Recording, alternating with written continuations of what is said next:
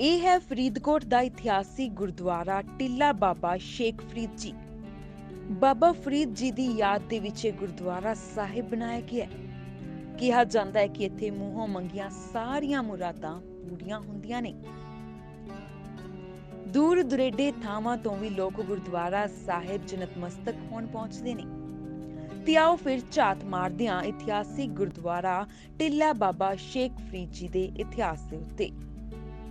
ਬਾਬਾ ਫਰੀਦ ਜੀ 12ਵੀਂ ਸਦੀ ਦੇ ਵਿੱਚ ਸਨ 1215 ਦੇ ਵਿੱਚ ਦਿੱਲੀ ਤੋਂ ਤੁਰ ਕੇ ਪਾਕਪਟਨ ਜਾ ਰਹੇ ਸੀ ਤਾਂ ਜਾਂਦੇ ਹੋਏ ਫਰੀਦਕੋਟ ਦੇ ਵਿੱਚ ਆਰਾਮ ਕਰਨ ਦੇ ਲਈ ਰੁਕੇ।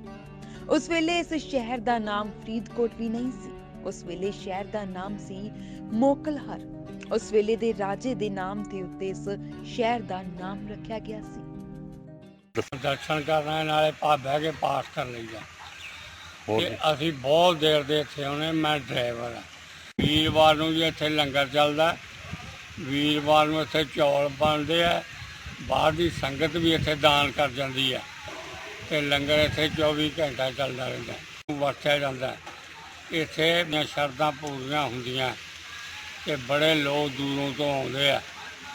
ਇੱਥੇ ਵਿਆਹ ਸ਼ਾਦੀ ਉਹ ਸੰਗਤ ਆਉਂਦੀ ਹੈ ਇੱਥੇ। ਉਹਨਾਂ ਦੀਆਂ ਸੁੱਖਾਂ ਮੰਗਾਂ ਪੂਰੀਆਂ ਹੁੰਦੀਆਂ ਤੇ ਉਹਨਾਂ ਦੇ ਮਹਾਰਾਜ ਕਿਰਪਾ ਕਰਦੇ। ਜੋ ਮੁੰਡੇ ਕੁੜੀਆਂ ਅਮਰੀਕਾ ਕੈਨੇਡਾ ਦੁਬਈ ਜਾਂਦੇ ਬਾਹਰ ਹਰ ਇੱਕ ਦੇ ਕਾਰਜ ਪੂਰੇ ਹੁੰਦੇ ਆ ਤੇ ਉਹ ਇੱਥੋਂ ਮੰਗਾਂ ਮੰਗ ਕੇ ਜਾਂਦੇ ਆ। ਉਹ ਆਣ ਕੇ ਫਿਰ ਗੁਰੂ ਸਾਹਿਬ ਦੇ ਦਰਸ਼ਨ ਕਰਦੇ ਆ। ਗੁਰੂ ਸਾਹਿਬ ਨੂੰ ਰੁਮਾਲਾ ਭੇਟ ਕਰਦੇ ਆ। ਤਾਂ ਉਸ ਵੇਲੇ ਸਿਪਾਹੀਆਂ ਨੇ ਦੇਖਿਆ ਕਿ ਇਹ ਕੋਈ ਆਮ ਇਨਸਾਨ ਤਾਂ ਨਹੀਂ ਨੇ, ਬਲਕਿ ਇਹ ਤਾਂ ਉਸ ਵੇਲੇ ਦੇ ਪੀਰ ਪੈਗੰਬਰ ਫਕੀਰ ਨੇ।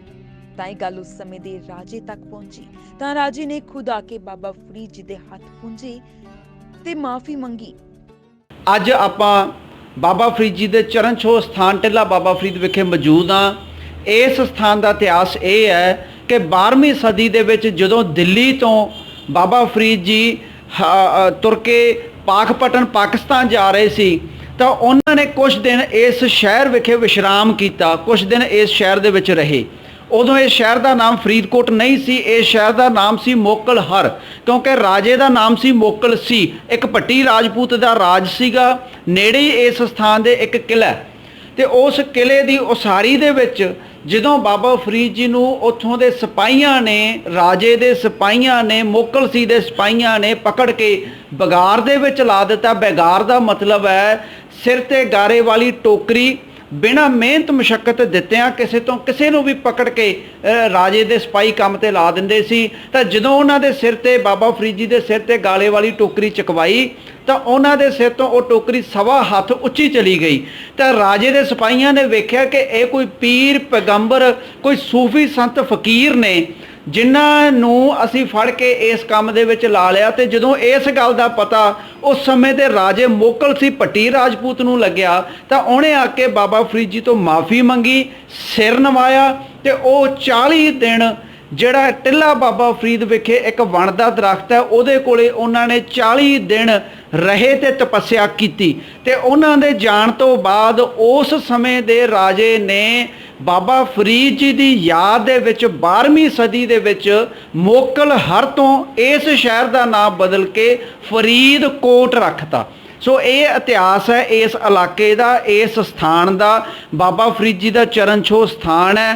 ਹਰ ਸਾਲ ਇਸ ਸਥਾਨ ਤੇ ਬਾਬਾ ਫਰੀਦ ਜੀ ਦੀ ਯਾਦ ਦੇ ਵਿੱਚ ਆਗਮਨ ਪੁਰਬ, ਜਿਹਨੂੰ ਮੇਲਾ ਵੀ ਕਹਿ ਦਿੰਦੇ ਆ, ਉਹ ਲੱਗਦਾ। 5 ਦਿਨਾਂ ਇਹ ਆਗਮਨ ਪੁਰਬ ਹੁੰਦਾ।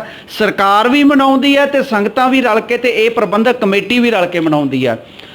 ਇਸ ਸਥਾਨ ਦੀ ਸੇਵਾ 1969 ਦੇ ਵਿੱਚ ਸੰਸਥਾਵਾਂ ਦੇ ਮੁੱਖ ਸੇਵਾਦਾਰ ਜੋ ਪੇਸ਼ੇ ਤੋਂ ਵਕੀਲ ਨੇ, ਇੰਦਰਜੀਤ ਸਿੰਘ ਸੇਖੋਂ ਜੋ ਬਾਅਦ 'ਚ ਖਾਲਸਾ ਬਣ ਗਏ, ਉਹਨਾਂ ਨੇ ਇੱਥੋਂ ਦੀ ਸੇਵਾ ਸ਼ੁਰੂ ਕੀਤੀ। ਇੱਥੇ ਪਹਿਲਾਂ ਮਹੰਤ ਕਰਤਾਰ ਸਿੰਘ ਨਾਮ ਦਾ ਇੱਕ ਇਨਸਾਨ ਰਹਿੰਦਾ ਸੀ ਜੋ ਆਪਦੇ ਪਰਿਵਾਰ ਸਮੇਤ ਇਸ ਸਥਾਨ ਦੀ ਸੇਵਾ ਕਰਦਾ ਸੀ।